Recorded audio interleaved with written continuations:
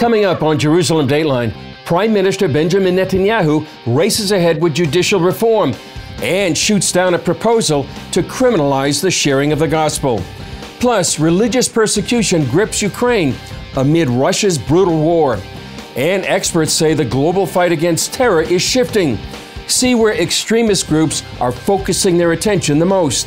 Plus, join the birthday celebrations as CBN founder Pat Robertson turns 93.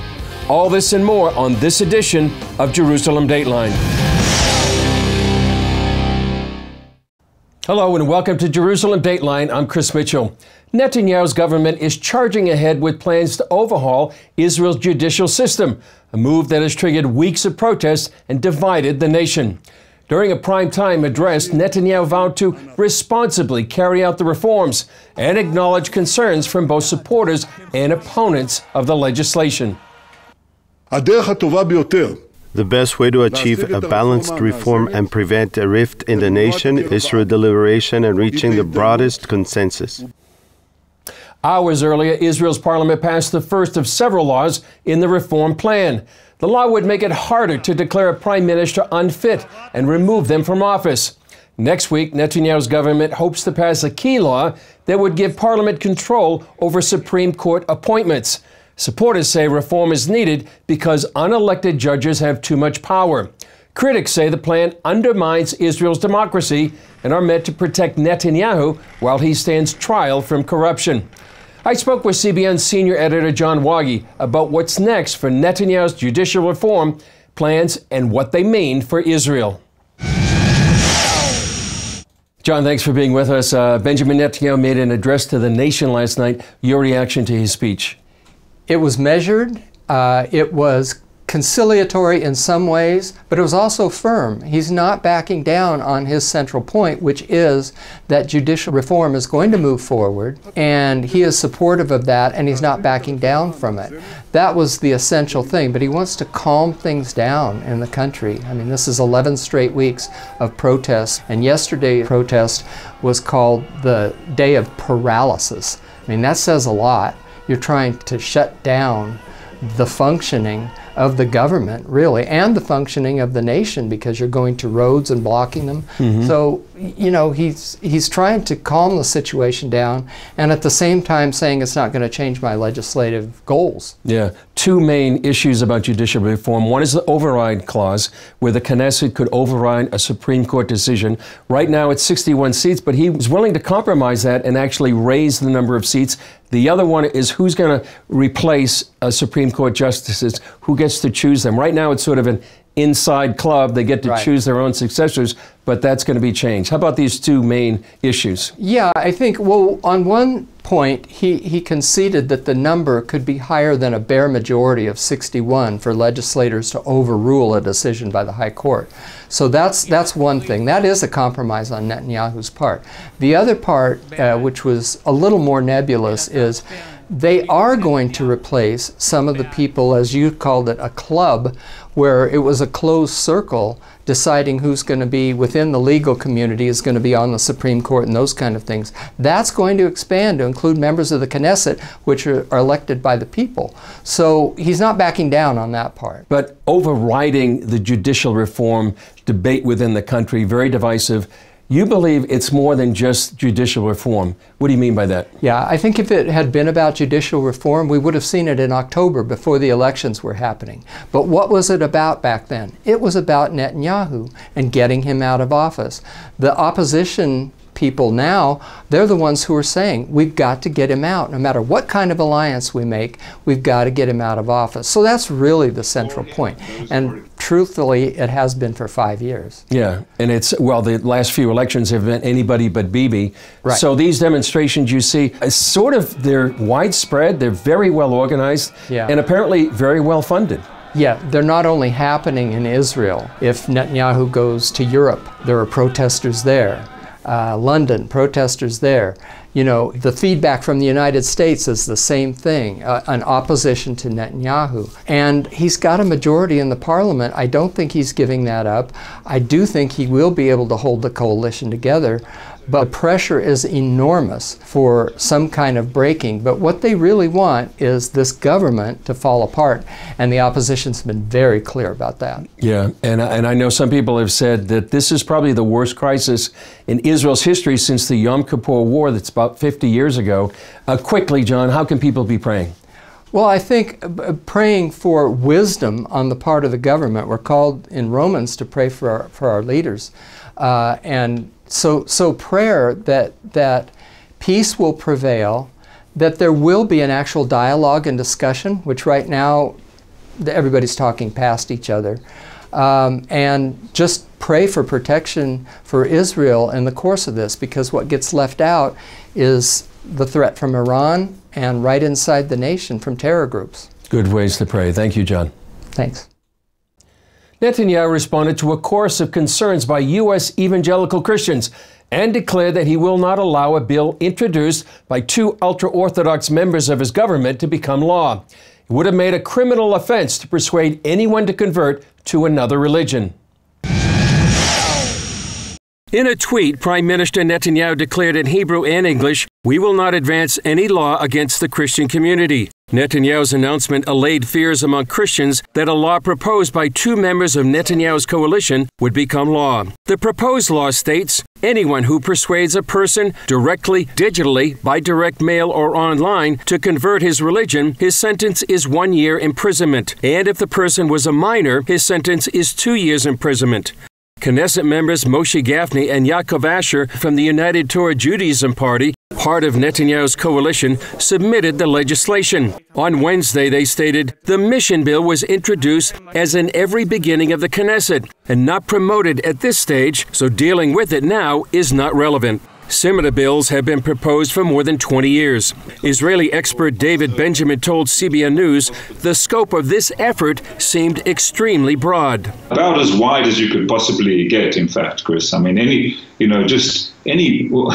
you say which might be in favor of a certain religion could be construed, I suppose, as being an attempt to solicit someone. Where do you draw the line? The bill would have strengthened an existing law that makes it a crime to give anything of value to persuade anyone to change their religion, proselytizing to anyone under 18 years of age. Benjamin added this effort would have violated Israel's Declaration of Independence. The fundamental premise of the law is problematic in itself. I don't think it would be unacceptable to outlaw a person trying to persuade another person to adopt any idea, whether it be a religion or any kind of idea. Freedom of thought, freedom of conscience, freedom of expression are fundamental pillars of any democracy. Many Christians feared the law would ban even mentioning the gospel or their faith in Jesus. While the proposed law would apply to all religions, it specifically singled out Christians, warning, in recent times, the attempts of missionary bodies, mainly Christian ones, to persuade people to convert have increased. Some felt given the composition of the current coalition government, it might be possible to become law. But Netanyahu, who's been a close friend of evangelical Christians for decades, would not support such a measure. At this 2012 dedication of a windmill restored by Christians from Holland, he praised the contribution of Christian Zionists. I don't believe that the Jewish state and modern Zionism would have been possible without Christian Zionism. I think that the many Christian supporters of the rebirth of the Jewish state and the ingathering of the Jewish people in the 19th century made possible the rise of Jewish Zionism. Coming up, Christian Jews and Muslims face torture and violence as Russia pushes ahead with its war in Ukraine. Experts are urging world leaders to tackle the persecution head on. As we saw in Israel in recent days, the right to freedom of thought and religion is critical. Battles are being fought over it all over the world. In fact, the U.S. Commission on International Religious Freedom has expressed deep concern for the safety of Christians and religious minorities in Ukraine as the war with Russia continues. The big question is, what can be done to stop the persecution? As Wendy Griffith reports, there are no easy answers. Russia is under the microscope for atrocities committed since the start of its war with Ukraine, from the killing and torture of religious leaders to the destruction of houses of worship. One Russian official even used the term de-Satanization to describe the plan to cleanse the nation of many religious groups. De-Satanization should be understood as nothing less than the elimination of Ukraine's flourishing religious diversity. Wednesday, members of the U.S. Commission on International Religious Freedom met virtually to highlight how Russia's invasion of Ukraine is creating severe violations of religious freedom, especially in Russia's occupied territories. The Russian military has indiscriminately bombed churches, monasteries, kingdom halls, mosques, synagogues, cemeteries, and other religious sites. And the Russian soldiers have abducted, tortured religious figures because of their leadership role. At least 8 Russian tanks. CBN News reported firsthand on the atrocities in the city of Bucha outside Kyiv. Our George Thomas met with Christians who were forced to hide and pray as Russian troops carried out atrocities. The commander said he would make me watch as he killed the others, and then he would skin me alive. 167 Ukrainian Christians hid in the basement of their church when the Russian assault started. Video and pictures obtained by CBN News show church members praying, singing, and reading scriptures day and night. Anahan believes God spared their lives because of their prayers. It was very clear to us that God was watching over us. Everything was in his hands.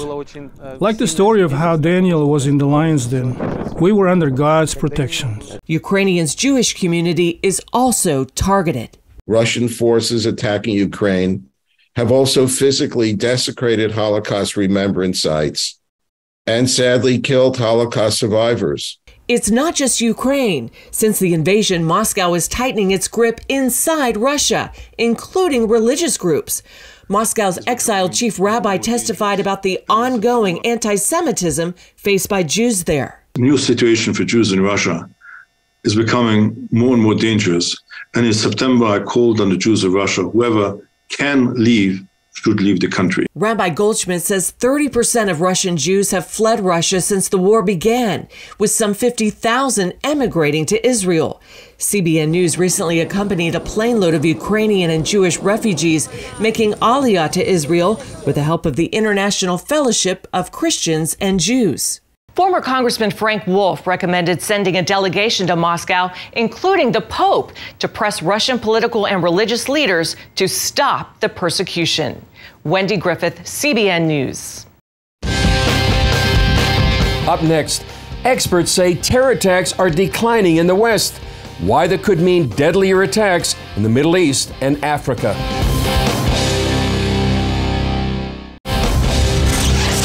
A new report from the Institute of Economics and Peace finds terrorist attacks declining in the West. However, terrorism is growing deadlier in the Middle East and Africa, where American interests are at stake. CBN National Security Correspondent Caitlin Burke brings us that story. In their annual report, the Institute of Economics and Peace finds that while the dynamics of terrorism are changing, the threat remains high. Experts warn that any kind of complacency, especially by world powers, could lead to serious consequences in the future. Maintaining focus is really important despite all the competing priorities that are out there. The Hudson Institute's Joshua Meservey points to the Biden administration's shifting focus away from the war on terror to pay attention to the growing concerns with China and Russia. So it makes sense that there's been a pivot, but there is a danger there that we lose sight of these terrorist organizations that are still totally committed to attacking the United States, or if they can't hit the American homeland, would attack Americans or American interests in whatever region they're in. This year's index indicates that Western counterterrorism efforts over the last 2 decades continue to pay off, showing a decline in attacks. Meservey points out, however, that doesn't mean terror organizations have been less active. They've just moved on to countries countries facing greater instability. There has been a real shift to Africa, specifically the Sahel region, where we've seen a greater growth in terrorist activity than anywhere else in the world. He notes that region of Africa faces frequent food shortages, poverty, and corrupt leadership. There's an enabling environment that exists in these countries where you have kleptocratic, even abusive governments, and that helps the terrorists, frankly. It makes their ideology more attractive. It makes the message that they're sending to ordinary people more attractive. The Islamic State remains the world's deadliest terror group for the 8th year in a row, with Afghanistan feeling the highest impact from terror attacks. You have a terrorist organization that runs the country now, so it's really unsurprising, but it's also a reminder of just how badly the United States botched both the Afghanistan withdrawal and other elements of that war. The IEP is calling on world powers to tackle terrorism by addressing systemic issues in places like Africa, where governments seem less likely to stamp out violent extremism and people appear more likely to be taken in by radical ideologies. Caitlin Burke, CBN News, Washington. Much of the current fighting between terrorist Israeli authorities and the IDF is happening in northern Samaria. Various terror groups have become more active because of their disillusionment with the Palestinian Authority. Paul Strand has more. A new wave of militants are more and more launching their terror attacks from northern cities like Jenin and Nablus, where radicals have broken away from the Palestinian Authority. Those are areas that the Palestinian Authority has relinquished control, and in these areas we've seen the growth of new organizations, new militant or terror organizations that have been taking up arms and attacking Israelis, whether it's in Judea and Samaria or in other parts of Israel. But it is an act of frustration with the situation and with the corrupt Palestinian Authority. These are people in their late teens, early 20s, that in any other place in Israel and in any other place in the world should be busy building their own lives, right? Establishing families, their professional careers, going about their own business, but instead what they're busy doing is taking up arms and trying to kill Israeli civilians and attacking Israeli security forces. But now what's kind of interesting is the background. These groups aren't really affiliated that much with the Palestinian Authority. Do we see an evolution going on between younger terrorists and militants and their feelings about the PA, the Palestinian Authority? Yeah, the Palestinian Authority is tremendously corrupt and has close to zero legitimacy and trust on the Palestinian street. People don't believe the PA, they don't believe Mahmoud Abbas, and they don't trust in his good intentions. And Palestinians don't see that the Palestinian Authority has any way of delivering any kind of independence or honor or autonomy for the Palestinians. And as such, what we see in various areas where the Palestinian Authority is relinquishing security control, we see these new organizations being formed, which are not necessarily affiliated to Hamas or Islamic Jihad or other established terror organizations, but more organic grassroots organizations that are popping up, getting funded, external funding, and then equipping themselves and saying, well, if you, the Palestinian Authority, aren't going to do anything useful from their perspective, then we're going to do some acts of terror, we're going to kill Israelis, we're going to kill Jews, and get some kind of dynamic going, knowing very well that it is an act of futility. They'll fight against Israel, it'll take casualties, but at the end of the day, the Israeli security establishment will hunt them down and either apprehend or kill them. Paul Strand, Kfar Sava. A recent survey of Palestinians shows 68% are in favor of forming armed militant groups free of control by the Palestinian Authority. 71% say they favor the recent gunning down of 2 Jewish brothers in the terrorist hotbed town of Huwara. Still ahead, we celebrate CBN founder Pat Robertson as he turns 93 years old. Join us in wishing him a happy birthday when we come back.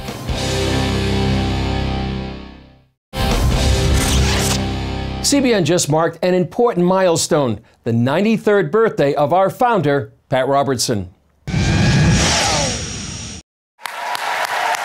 It was a day to remember all that the Lord has done through Pat, from his work as a television pioneer, founding the Christian Broadcasting Network, to establishing Regent University, CBN News, Operation Blessing, and reaching the next generation. It was a day to reminisce. Here are some thoughts from Ben Kinchlow, his co-host for many years, now deceased. We had the matchless privilege of being a part of what God was doing, and I could stand by Pat Robertson's side and hold up his hand and pray with him and, you know, cry with him and laugh with him and see God do incredible things for people. Greetings came from across the U.S. and from around the world. God bless you for everything you've done for the world, because God knows that you've done so much for the world. Thank God for you. Happy birthday. Pat, 93, congratulations. Hey, you're getting to be an old guy. Hello, Pat, one of my very favorite people. I just want to wish you a very happy 93rd birthday. You look fantastic. Hi, Pat. Wishing you a very happy birthday and the best year ahead. Your influence and your leadership in the Christian community and broadcasting has shaped the lives of so many, including my own. I want to wish Pat Robertson a happy 93rd birthday. Pat, you've been a tremendous friend. And I have to say you have many friends and many admirers around the world for a life of purpose that you have led. But I want to say categorically that Israel has had no better friend than you. You have led many Christian believers around the world to understand the miracle of the Jewish return to the ancient Jewish homeland, the resurrection of Israel, the reuniting of Jerusalem. I know that all that stirs your heart as much as it does mine. And I want to also say that you've been a great personal friend. So for all of that and for much more, thank you, Pat, and happy birthday. And from our Jerusalem Dateline team, we also want to wish you a belated happy birthday, Pat. We had the privilege of watching the greetings coming in on the 700 Club this week. And just so you know, 7 of us here in the Jerusalem Bureau are Regent grads. What an impact your life has had. We thank God for you. Well, that's all for this edition of Jerusalem Dateline. Thanks for joining us. I'm Chris Mitchell. We'll see you next time on Jerusalem Dateline.